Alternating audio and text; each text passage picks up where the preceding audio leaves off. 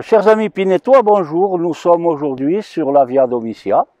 Si nous avons choisi cet endroit sur la commune de Florensac, à la limite entre la commune de Castelnau et de Florensac, et à 100 mètres à peine de la commune de Pinet, c'est parce que c'est le tronçon où elle est le mieux conservée.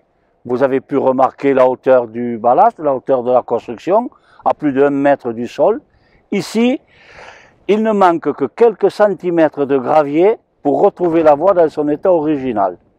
De plus, vous pouvez remarquer, en regardant le paysage alentour, que c'est l'endroit idéal pour construire une voie stratégique.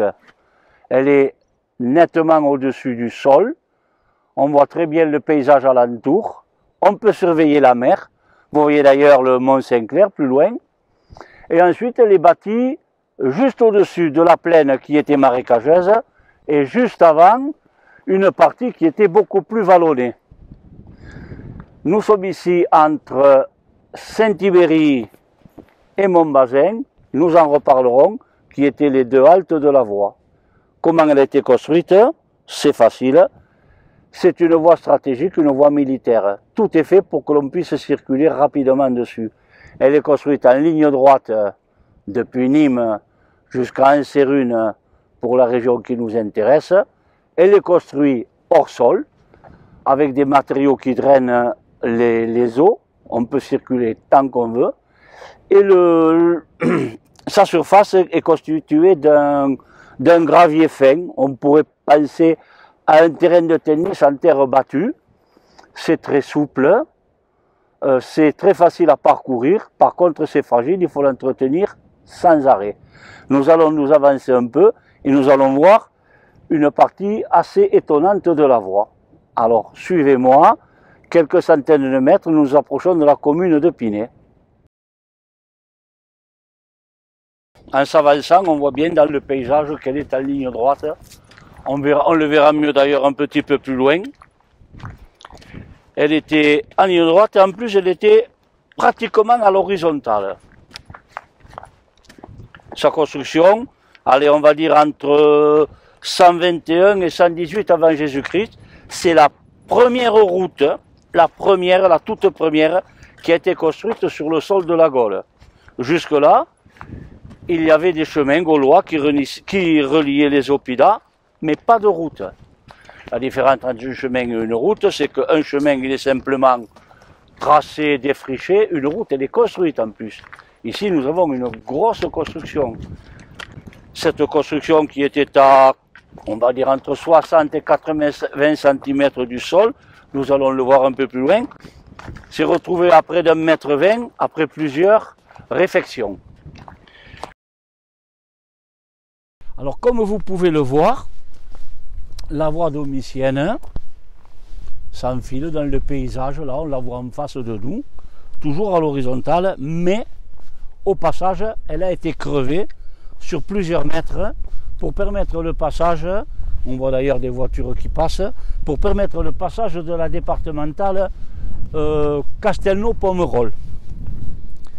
Et du fait qu'elle ait été creusée sur plusieurs mètres de profondeur, il a fallu construire, nous y arrivons, une rampe pour accéder depuis la route jusqu'à la voie qui est ici, qui sert de chemin de service pour les viticulteurs qui ont des vignes tout autour.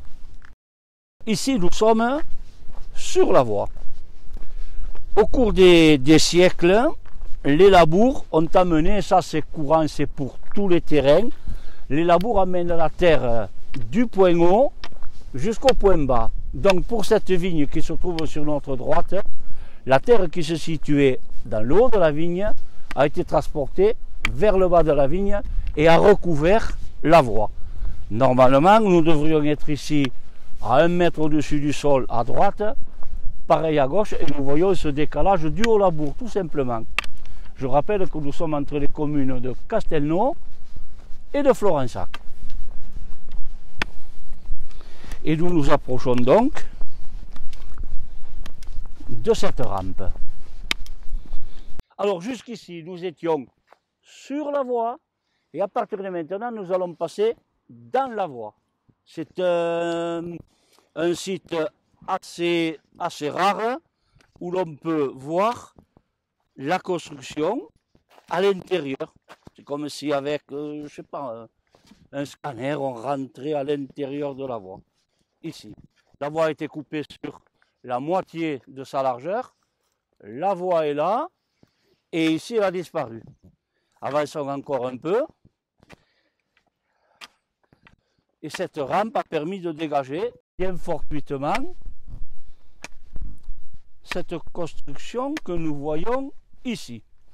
Nous allons nous arrêter 5 minutes et nous allons la regarder de près. Donc je vous ai expliqué que les labours avaient amené de la terre sur le bas de la vigne. Voici la terre qui a été amenée et qui a permis de protéger la construction qui est plus bas. Cet endroit, moi je dirais qu'il est fabuleux. Il permet de montrer comment la voie a été construite.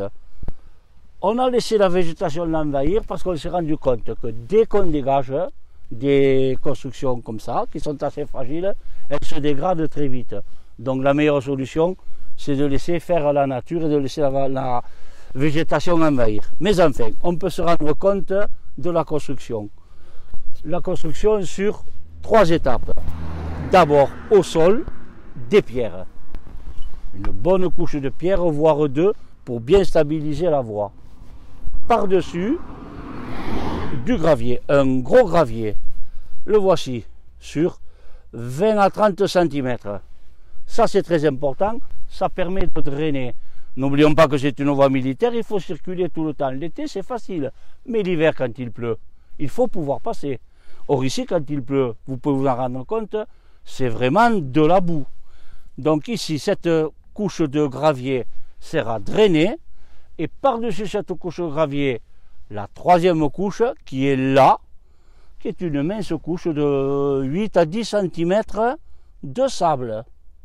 De sable qui provient d'une carrière proche. Voilà donc la première couche de roulement. Vous la voyez à l'horizontale, et si vous la suivez, vous voyez qu'elle va partir jusqu'en face là-bas. Jules César, c'est là qu'il est passé. Cette couche date de 118 avant Jésus-Christ. Au bout de quelques années, je vous ai dit que c'était assez fragile comme construction. Ça s'abîme, on reconstruit toute la voie. On rajoute à nouveau une couche de gravier et de nouveau une couche de sable. Voici la 2e construction qui doit dater, si je ne me trompe, de 3-4 ans après Jésus-Christ. Entre là et là, il s'est passé 120-130 ans. Au bout de quelques années, n'oublions pas qu'elle a fonctionné pendant 500 ans pratiquement. Au bout de quelques années, elle s'abîme et on la refait complètement. Là, on avait sans doute besoin de stabiliser.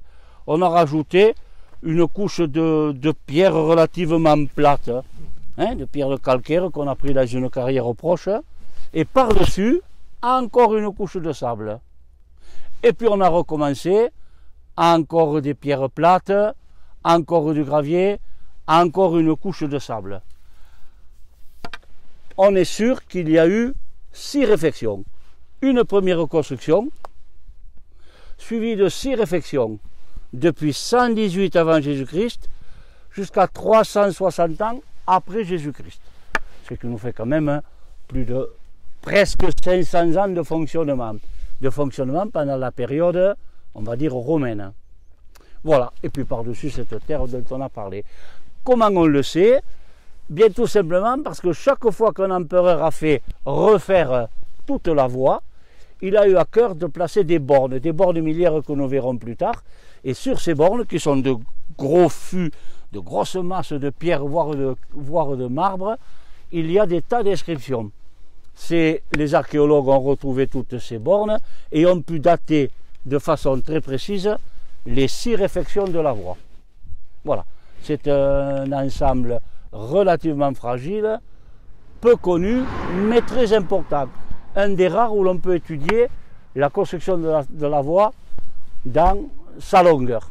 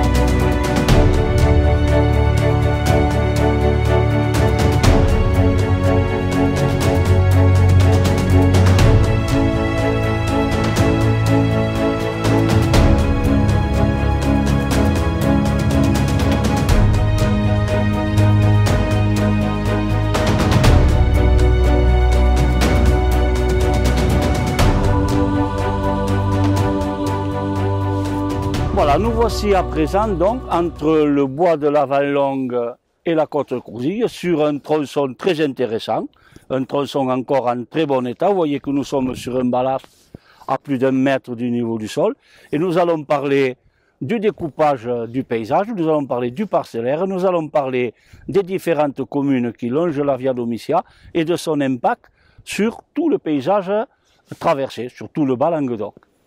Alors avançons-nous un peu, nous sommes ici entre les communes de Castelnau au nord et de Pinette au sud, comme nous étions au départ entre les communes de Castelnau et de Florensac. Nous avons trouvé ensuite la commune Pinette. Et si nous avançons un peu, voilà encore quelques mètres. Au passage, vous voyez bien que la voie est située au-dessus du paysage et que l'on peut encore surveiller la mer là-bas au fond.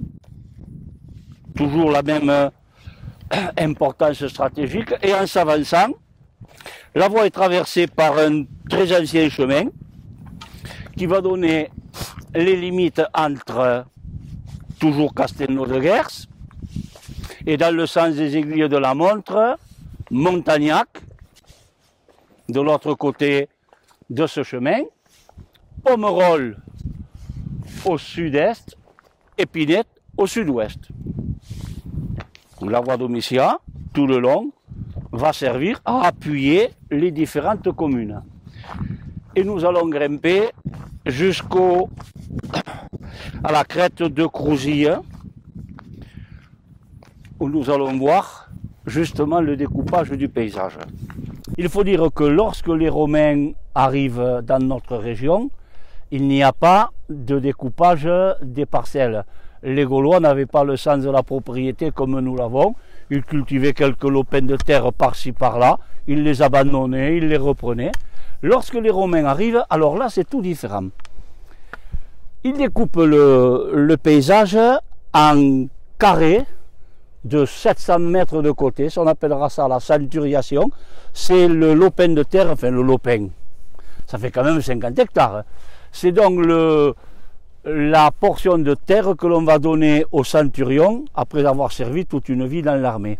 Ça s'appelle donc la centuriation. Pour découper ces parcelles de terre de 50 hectares environ, on s'appuie sur la voie domitienne. Et ces lopins de terre vont déterminer tout le paysage jusqu'à aujourd'hui. Si nous trouvons un paysage organisé de cette façon-là, si les viticulteurs rencontrent un fossé ici, un chemin par là, un talus, c'est l'héritage de ces découpages, c'est l'héritage de ce découpage cadastral. Le tenement où nous nous trouvons est à la limite entre deux cadastres. Un premier cadastre qui est parti de Montbazin, un autre cadastre qui est parti de Saint-Ibéry. Ces deux cadastres se sont rejoints ici et c'est pour ça que ce tenement et la métairie qui se trouvait plus loin s'appellent les cadastres et pas le cadastre. Et nous allons nous avancer jusqu'au sommet de la côte de Crouzille. Alors comme vous pouvez le constater, nous sommes ici sur la côte de Crouzille, nous sommes sur une crête et la voie domitienne est encore anormalement élevée par rapport à la crête. C'est bizarre ça. Normalement on aurait dû le creuser pour que ce soit plus facile à traverser. L'hypothèse c'est que nous sommes ici à mi-chemin entre Saint-Ibéry, Cécéro, et Montbazin, Forum Domici, qui étaient les deux haltes officielles sur la voie, que l'on retrouve sur les cartes et sur les itinéraires de voyage. Pour pouvoir construire la voie, parce qu'elle est construite vraiment en ligne droite, il a fallu pointer et poser des engins de mesure.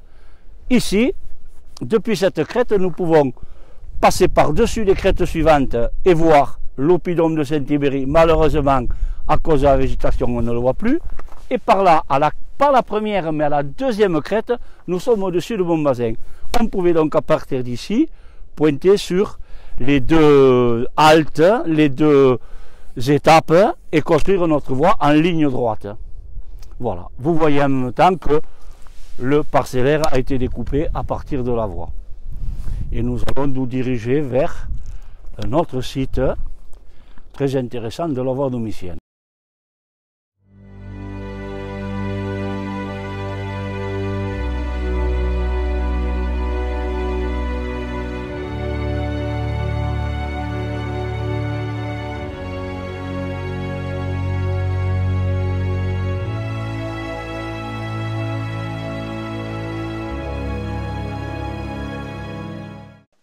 nous faisons à présent un arrêt auprès d'une borne miliaire. Les bornes miliaires sont des éléments très importants dans le fonctionnement de la voie. Lorsque la voie est terminée, je l'avais un peu évoqué, on fait premièrement des haltes qui correspondent à des journées de marche qu'on appelle mansiones. Ce sont des haltes qui ressemblent à des casernes ou à des gares, etc., gérées par Rome, où on trouve de la nourriture pour les chevaux, des chars, du matériel, de la nourriture pour les hommes, des hommes prêts à prendre le relais, car ce qui compte, c'est d'aller très vite. Lorsqu'on transmet des informations, on le transmet sous forme de relais. C'est l'information qui circule et pas les hommes. Donc il faut changer à tout moment de chevaux, de chars et d'hommes.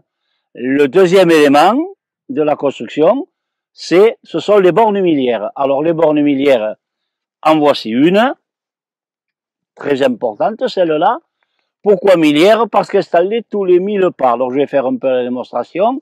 Donc borne miliaire car installée tous les 1000 pas. Les Romains comptaient les pas toujours sur le même pied, comme ceci. 1, 2, 3. C'était très simple, beaucoup plus simple que notre numérotation à nous. Et ce qui correspond donc à un double pas, c'est à peu près 1,5 mètre, 1000 pas, 1480 mètres. De façon assez précise. Donc voilà, une fois que ces bornes miliaires sont installées, en voici une, très importante, 1,80 m de haut, 60 cm de diamètre. On les numérote. Alors on les numérote comment? C'est très rationnel, c'est beaucoup plus rationnel que les numérotations de nos routes nationales. À partir des capitales de province, Nîmes et Narbonne pour notre région, on installe les bornes à partir de la porte des murailles et on commence à numéroter 1, 2, 3, 4, 5, etc. En sortant de Nîmes, je compte 1, 2, 3, 4, 5. En sortant de Narbonne, je compte 1, 2, 3, 4, 5. Et puis, lorsque je m'avance, j'arrive, par exemple, ici, près de Poussan, où je trouve la borne 44, 45, 46, et puis 45, 44, etc. Je sais que j'ai dépassé la moitié de la distance entre les deux capitales, que je me rapproche de la prochaine capitale, je sais à tout moment où je me trouve. Grâce à ces bornes, on a pu établir des cartes, des tables ou des itinéraires de déplacement, des itinéraires de voyage de façon précise. Nous en montrerons quelques-uns tout à l'heure. L'importance de ces bornes, ça se retrouve au moment de la réfection des voies, lorsque les empereurs, après avoir refait la voie, refont tout le bornage. Et c'est ainsi que l'on trouve, par exemple, du côté de Beaucaire, 2, voire 3 bornes à côté une de l'autre. Ça, c'est à la sortie de Beaucaire, 3 bornes, les unes à côté des autres. En Espagne, près de notre village jumelé, une borne qui lui ressemble. Et en Alsace, dans le vignoble alsacien, encore une borne qui leur ressemble. Il y en a comme ça des milliers en France. Celle-ci est très importante parce qu'elle a été trouvée en place. Elle était là, cassée en deux dans le ruisseau, et lorsque M. Benoît, le propriétaire de la vigne, a curé son ruisseau, il est tombé sur cette colonne cassée. Les archéologues de Metz l'ont reconstituée et l'ont replacée à sa place d'origine, c'est-à-dire le 35e mille de Narbonne. Alors, avec ça, on a pu établir, je vous l'avais dit, des cartes, des tables. Voilà la hauteur par rapport à mon bâton, qui ont été très importantes pour la connaissance de la voie. En voici une. La table de Petitguer. Ici, la Méditerranée. Ici, l'Afrique du Nord. Bizarre, hein? Les Pyrénées. Et une ligne rouge brisée qui suit la Méditerranée, qui passe les Pyrénées, ça c'est notre Via Domitia. Ici, c'est Narbonne. Une journée de marche, Béthéris, Béziers. Une autre journée de marche, Cécérone. Voyons maintenant l'agrandissement. Voici donc la partie qui nous intéresse particulièrement. Narbonne, capitale de province. Vers ici, Nîmes. Forum Domitie, Montbazin. On en avait parlé.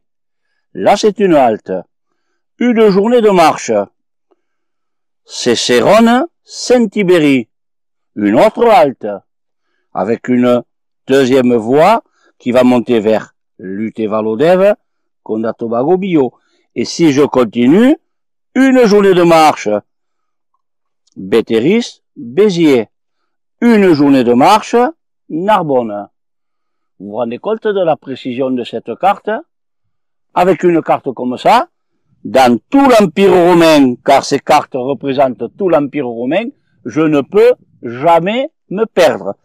Et chaque halte est accompagnée du nombre de milles, et on a pu retrouver de façon précise, à quelques centaines de mètres près, on a pu retrouver les distances entre toutes les capitales de province, entre toutes les villes. Ici, ce sont des villes d'eau, par exemple. Un autre document important pour la connaissance de la Via Domitia, de la Via Augusta et de la Via Aurelia, les vases de Vicarello. 4 vases en argent de cette taille environ qui ont été trouvés au nord de Rome. Ils portent sur 4 faces toutes les haltes gravées dans l'argent, donc qui n'ont pas pu être modifiées depuis, entre Cadix, Gadès et Rome. Il y en a 108, 106 ou 108 si je ne me trompe. Et ici je vois, par exemple, nous commençons Valentiam, c'est Valencia, en Espagne. Et ici nous voyons Narbonne et le nombre de milles, Béziers, le nombre de milles depuis Narbonne, Cécéronem, Saint-Tibéri et le nombre de milles depuis Béziers, Forum Domitie, Montbazin et le nombre de milles, Sextensionem, c'est Castelnau-le-Lez. Voilà un peu ce que nous trouvons gravé dans l'argent depuis plus de 20 siècles. Si je regarde le développé, je vois inscrit Itinerarium Agades Romam, itinéraire de Cadix jusqu'à Rome. Et voilà toutes les fameuses haltes dont je vous parlais. Il y en a, je pense, 104 ou 105. Avec des documents comme ça, j'ai pas besoin des cartes actuelles, j'ai pas besoin de GPS. Je me trompe pas, je ne peux pas me tromper. Voilà, ce qui montre un peu le génie de ces gens-là. C'est aussi ce qui a expliqué que ces gens-là aient pu tenir un aussi grand espace pendant près de 500 ans. C'est grâce à tous ces supports. Voilà. Et maintenant, nous allons avancer un peu, aller voir un autre point sur la Via Domitia.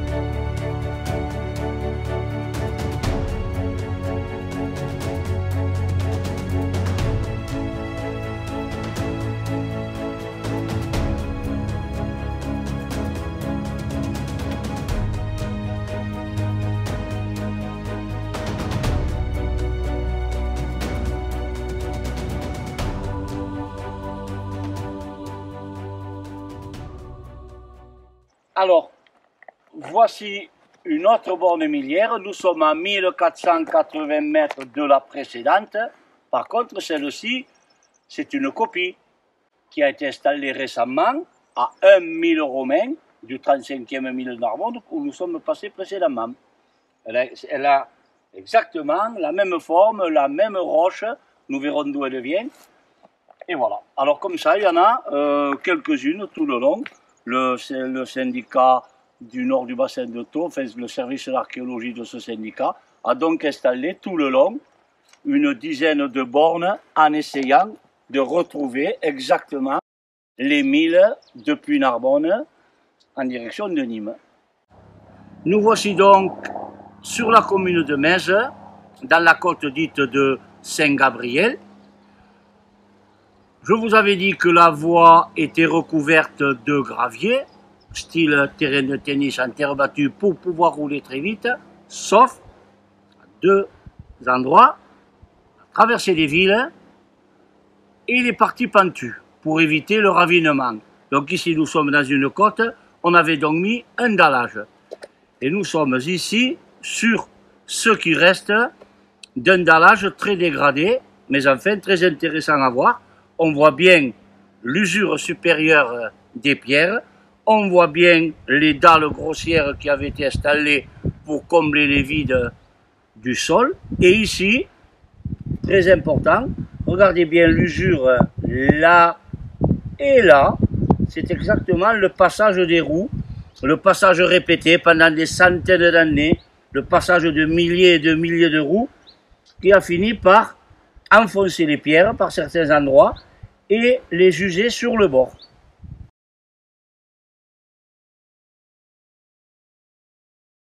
Voici donc le genre de pierre que l'on retrouve ici. C'est le dallage qui s'est abîmé, qui a disparu. Voici la couche, la face supérieure, et vous voyez très bien l'usure. C'est un calcaire qui se casse à angle vif. Voici l'autre partie, je pense que c'est flagrant. Vous voyez bien la forme de la pierre d'origine, avec des cassures à angle vif, et l'autre partie qui a été érodée par des milliers et des milliers de passages de chars pendant des centaines d'années. Alors, nous voici sur un diverticule de la voie, pas exactement sur la voie. La Via Domitia passe ici dans la plaine, et nous sommes ici sur le plateau au-dessus de Saint-Paul-de-Marseillais, un plateau qui domine Metz. Sur ce plateau, il y avait, l'archéologie l'a retrouvé, des entrepôts, et en même temps des carrières avec cette pierre qui est la pierre qui a servi à fabriquer les bornes milliaires. Donc, pour descendre depuis ce plateau jusque sur la voie, on a fait exactement le contraire du dallage, on a au contraire creusé la roche pour bien l'aplanir. Ceci a été creusé au burin pour permettre aux chariots lourdement chargés de passer sans cahoter. Entre ces deux rails, entre guillemets rails, qui servaient au passage des roues, il y a les empreintes pour que les chevaux puissent poser leurs sabots, on appelle ça l'escalette. L'exemple le plus flagrant, c'est le fameux pas de l'escalette au nord de notre département. La deuxième chose, je voulais vous montrer l'écartement, la largeur de ces rails, si vous voulez. C'est pas très large, ce qui prouve que tous les chariots qui passaient par là avaient tous le même écartement. Les chariots avaient un écartement normalisé, qu'ils soient chars militaires ou chars de transport, et pour tous les chariots fabriqués dans l'Empire romain.